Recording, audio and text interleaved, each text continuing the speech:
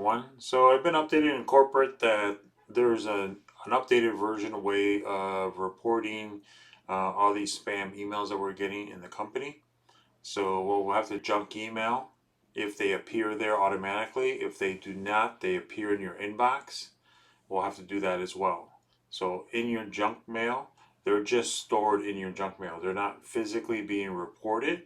They are being like analyzed to say it is considered junk or advertising, etc.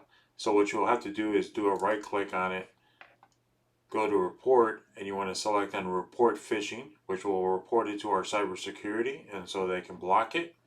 If you hit block itself, it will just block that specific email. Like this one says Maria Garcia, whatever the domain is. Do not open the email. You can just look at it at this kind of view. So this Maria Garcia at, we'll just say yahoo.com.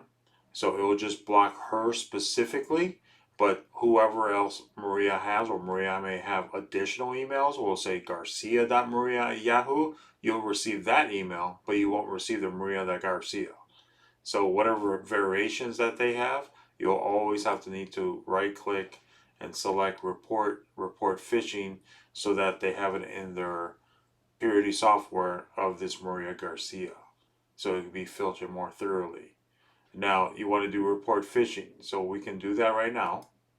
And then so you're sure, it helps keep information, report, and then it's gone. If you did the block, it's only blocking that individual. So if we go to your inbox process, right click, scroll down to report and report phishing.